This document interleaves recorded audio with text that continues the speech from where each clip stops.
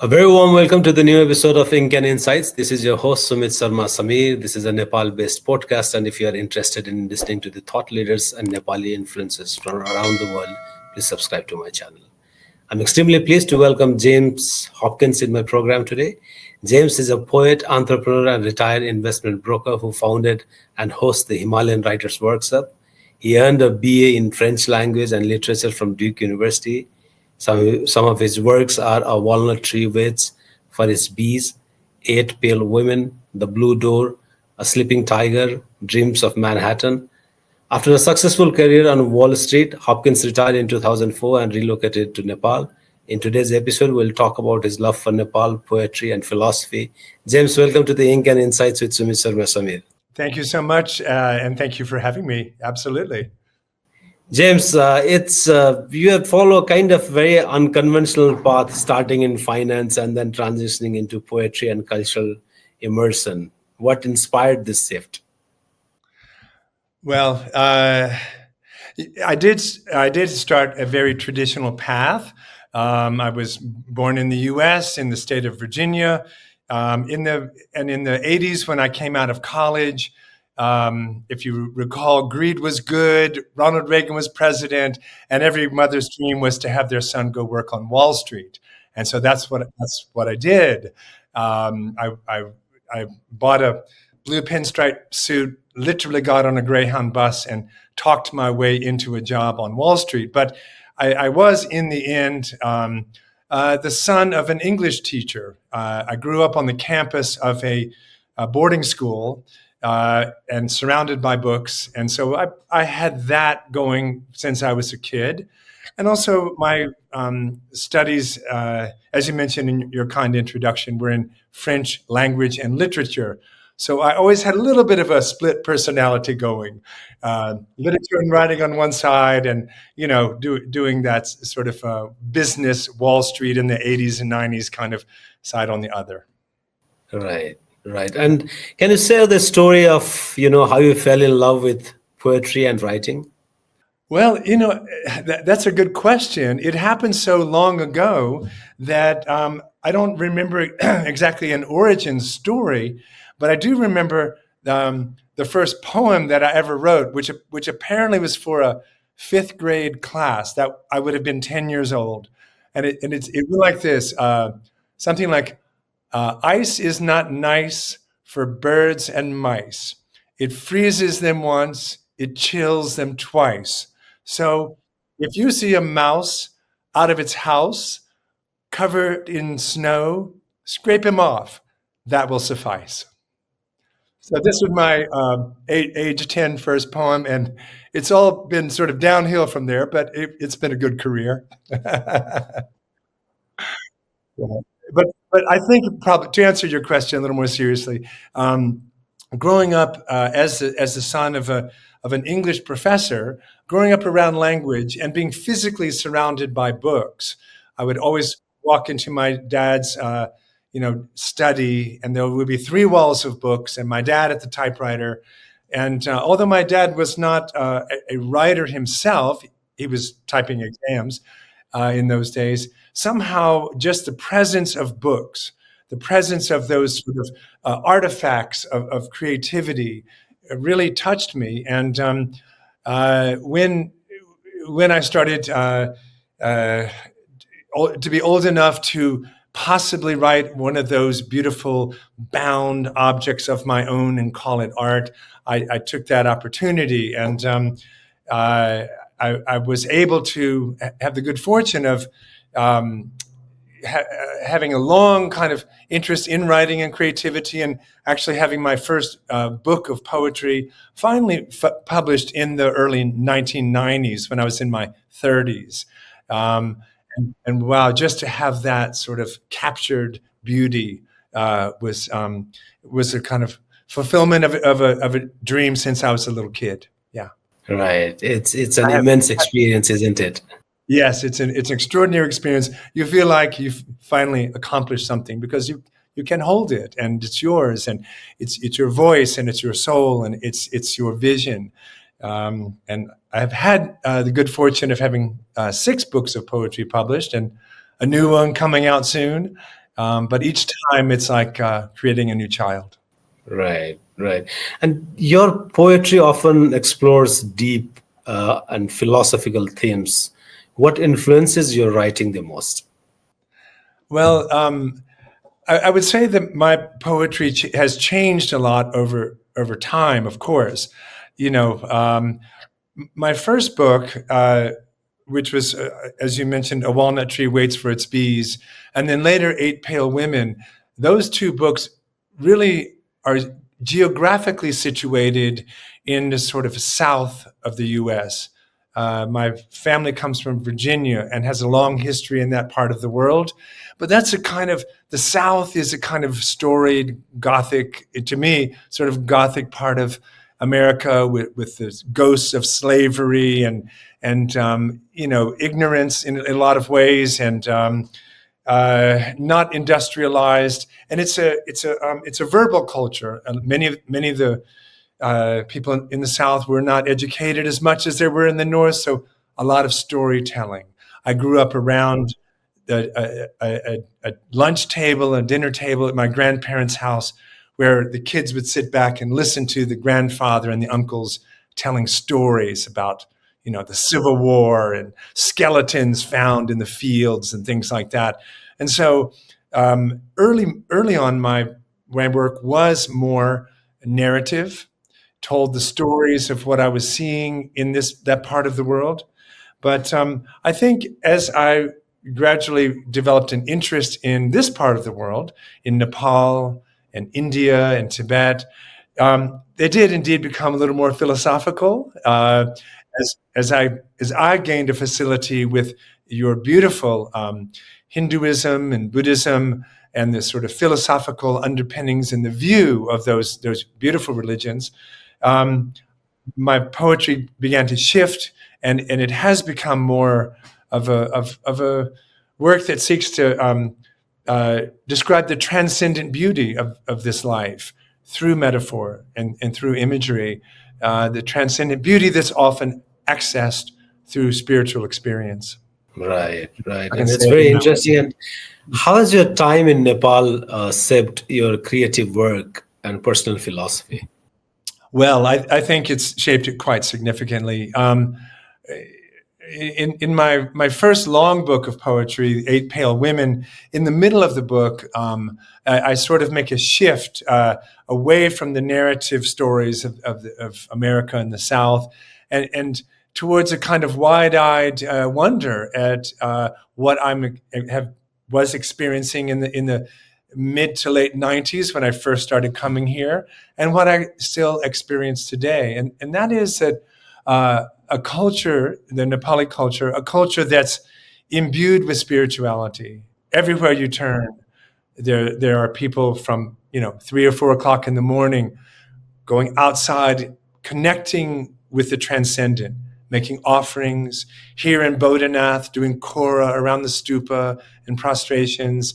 In any temple in this part of the world, the individual pursuit of getting beyond language, getting to that sort of transcendent, non-conceptual connection with the divine, and that is something that has really shaped the way that I've personally seen the world, and then of course that comes out in the way that one describes it with a pen. Yeah, in that way. Deeply transformative being here in Nepal. My gosh. It's really beautiful, isn't it? It absolutely. I'm part of the expat community, of course, being a foreigner, and there are a lot of people who have come before me, and uh, since the late 1960s, I think Kathmandu has had an influx of characters coming in from along the hippie trail and sort of ending up here in Kathmandu. And so I didn't show up here until the 90s, really, and have spent the last 30 years enjoying my time here. About 20 years having an apartment and a place to stay, but to these older expats, I'm definitely the newcomer, just a baby. But I mentioned the community because That community is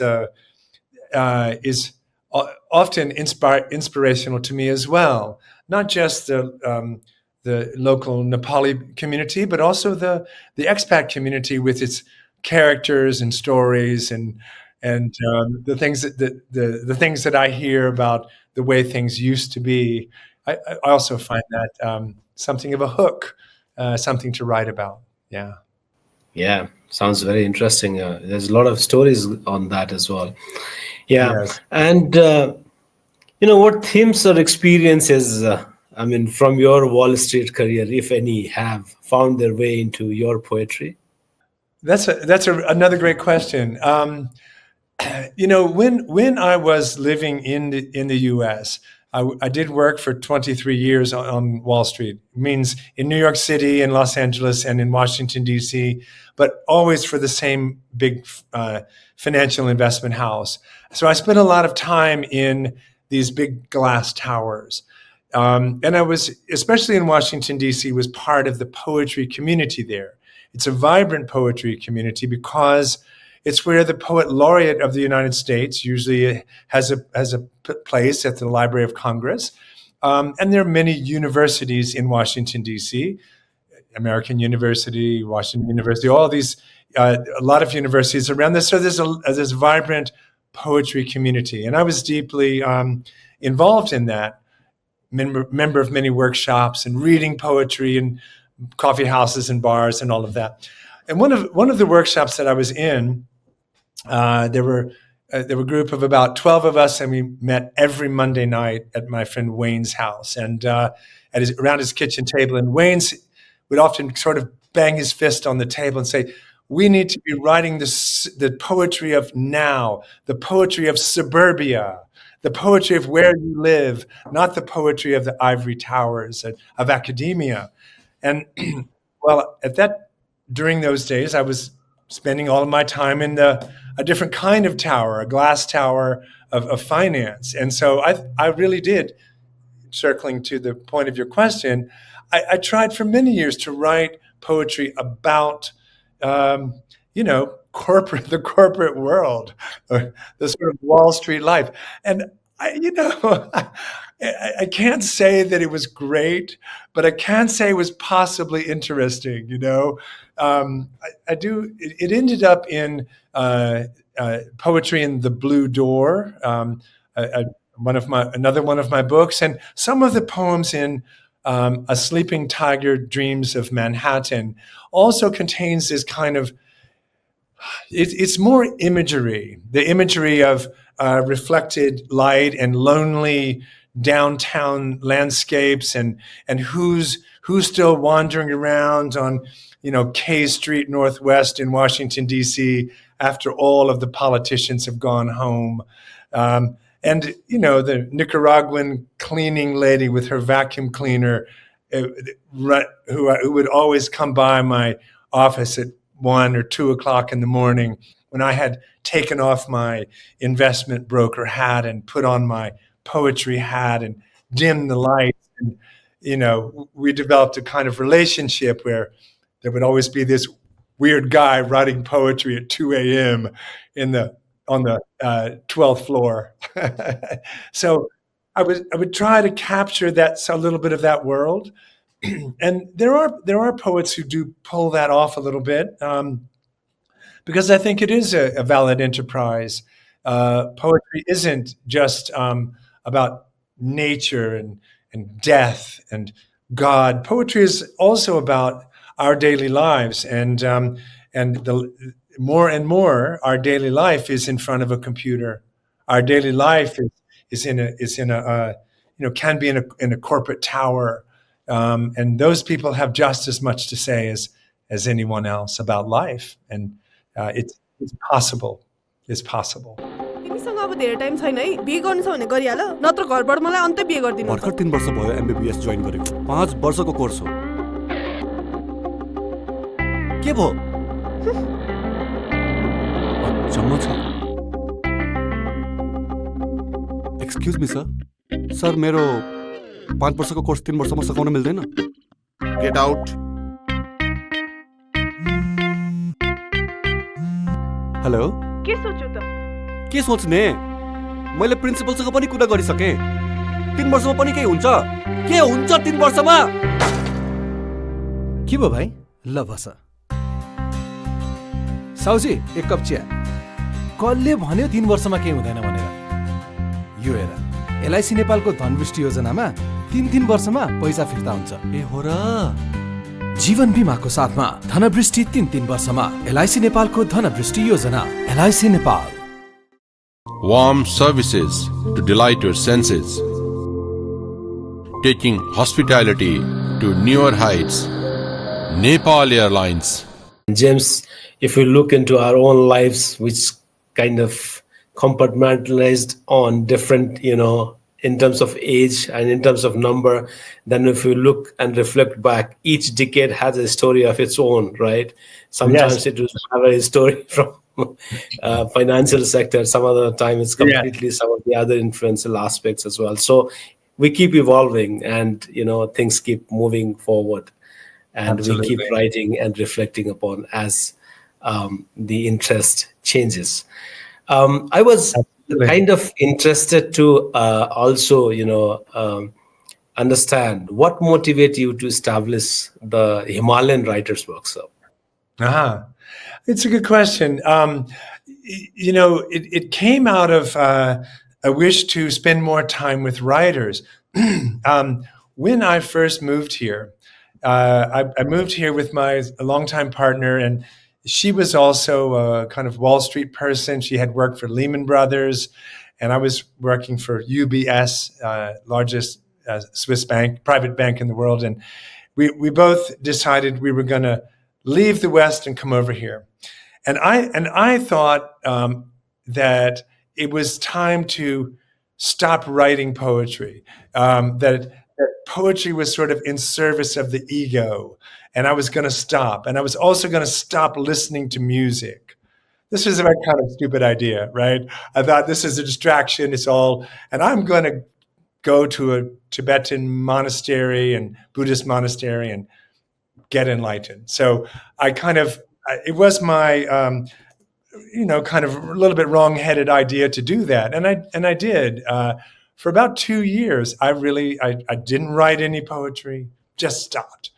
Didn't listen to any music, it just stopped, And a friend came one day and gave me a CD of a rock band that I really liked, The Smiths. And I thought, I would love to hear that, So I popped it in. I thought, that's really great. Why this, vow not to listen to music? So crept back into music. And on the language side of things, I noticed that in the monasteries, I was studying in a Tibetan Buddhist monastery here in Bodhanath. I noticed that when the lamas and when all of our teachers start to talk about that thing that's beyond concept, that sort of transcendent thing that we're all searching for, which is either connecting with Shiva or our Buddha nature, that sort of thing, the language turns into poetry. Well, this samsaric life is like licking honey off the edge of a knife, or the Dharma is like the moon reflecting in 100 bowls of water in exactly the same way. And this kind of amazing beauty. And I thought, James, wow, you made a big mistake. You need to go back to writing. You need to, and especially poetry. So I had been, my partner had started up a kind of project of bringing yoga teachers over to Nepal, and the students of the yoga teachers coming over with them to learn about this amazing country. And she said to me, you ought to make the same kind of thing for writers. You should bring a famous writer over, and people would come and study with them, and then you would have some company, and you would start writing again. And so I said, okay, well, let's try that. Now, around that time, I was introduced to a travel writer named Jeff Greenwald, who had spent a lot of time in Nepal and has written, I think, 6 books, and several of them about Nepal. We were introduced, and I said to him, let's do this thing, come over and we'll get some people together, and we'll create a workshop, 10 days in the Kathmandu Valley. And we'll spend 3 days up in Swayambhunath on the edge of the valley.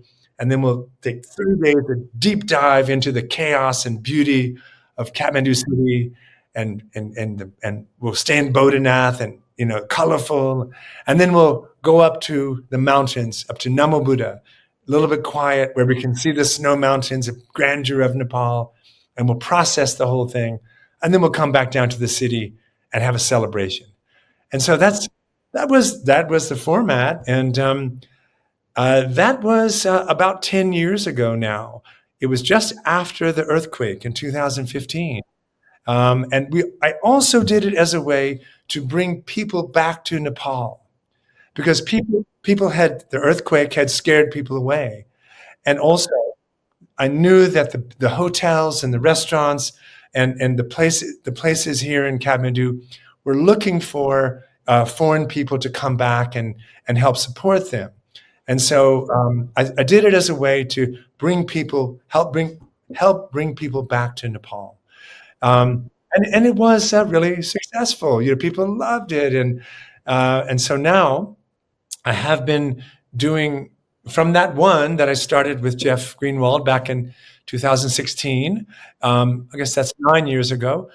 I've been doing 2 or 3 workshops a year with various writers usually from the U.S.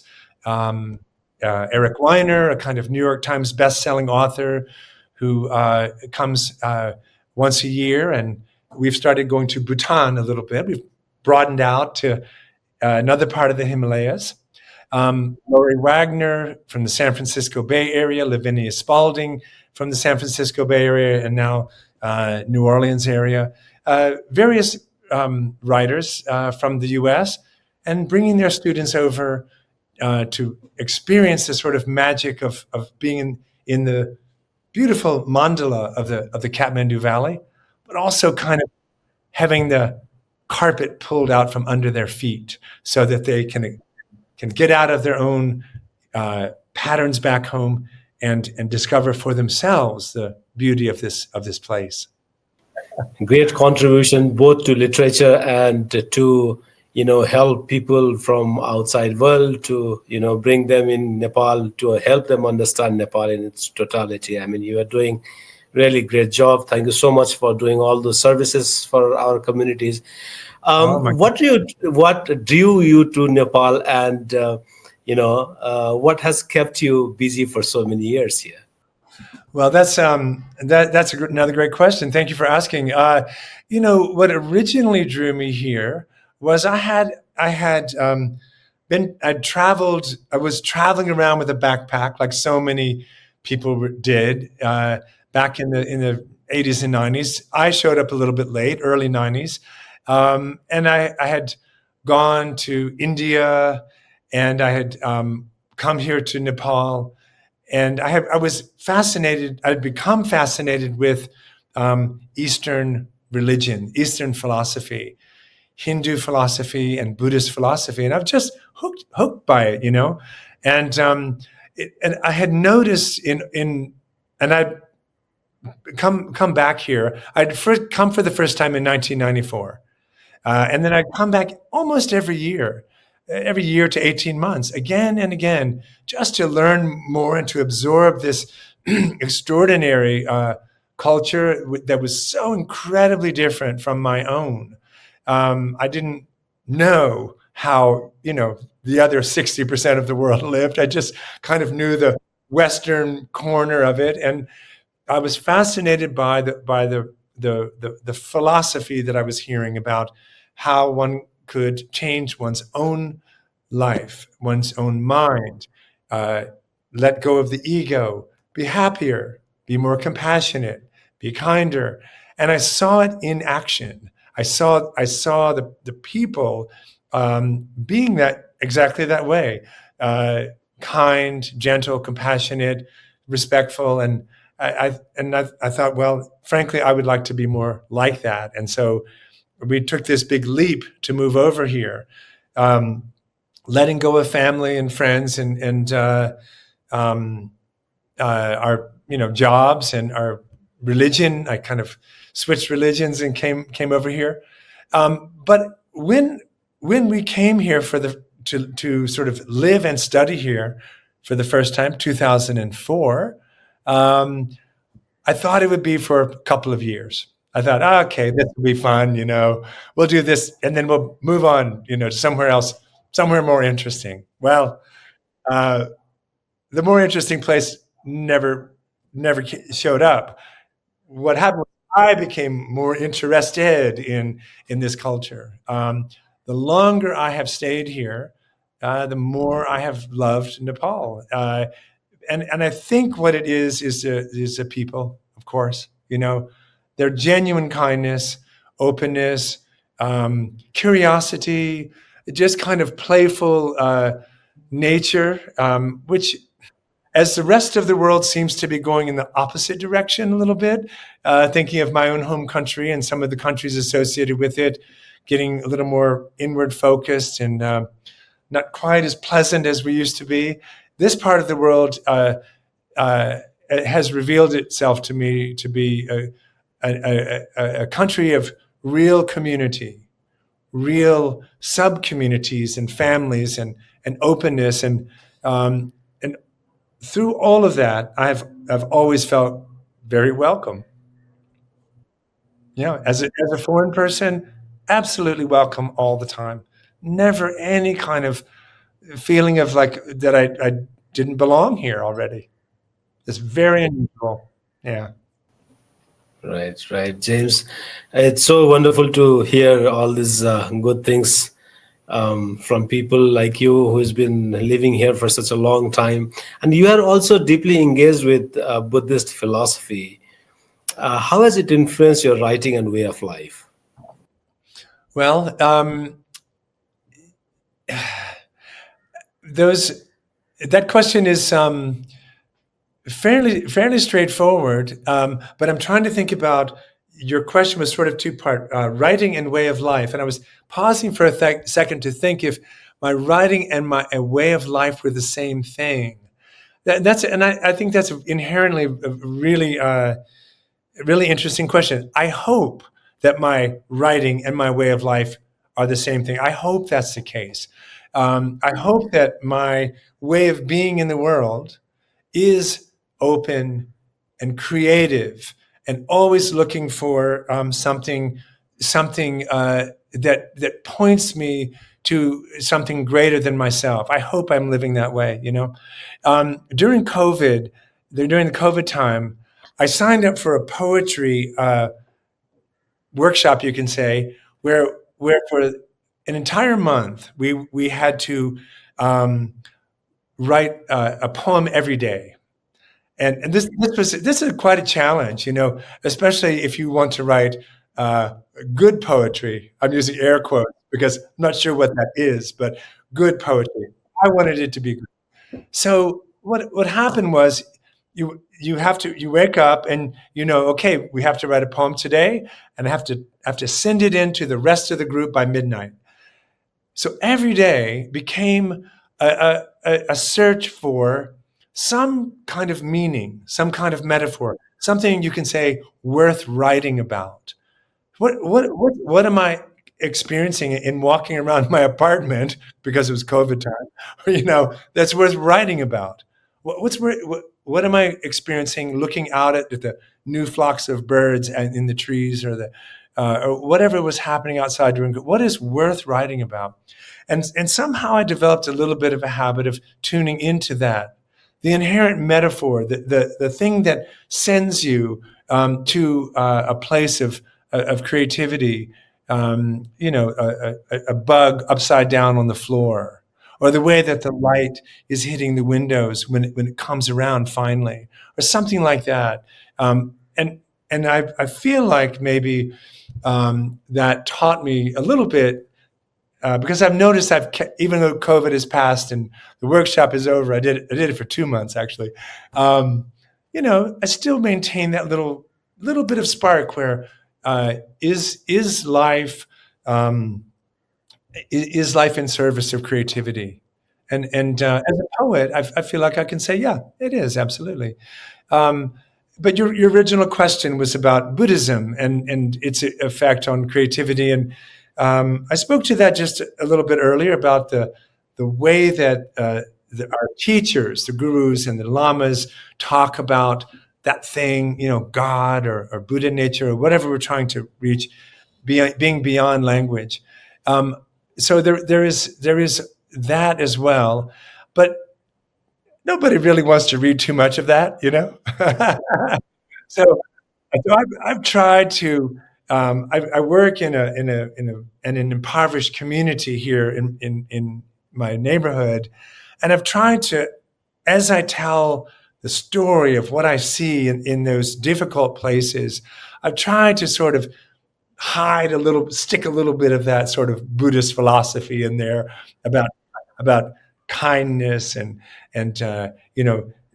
trying to be a better person or kind of there is a better way without being overbearing. I've tried to hide it inside of the stories that I'm finding now in my community, and so I think that's how it really shows up, kind of a secret, hook that's inside of there.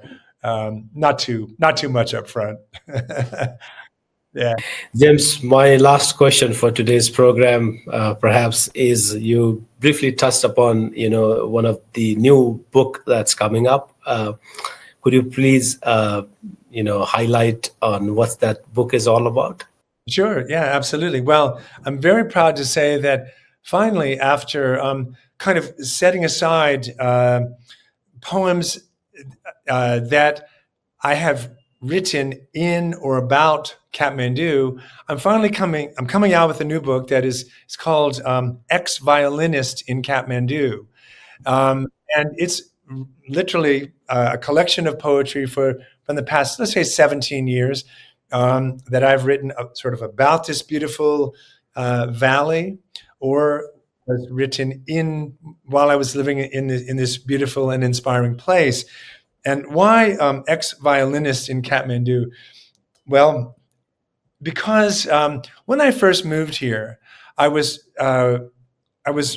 leaving behind my whole sort of life of the previous sort of, you can say 40 some years, around 40 years.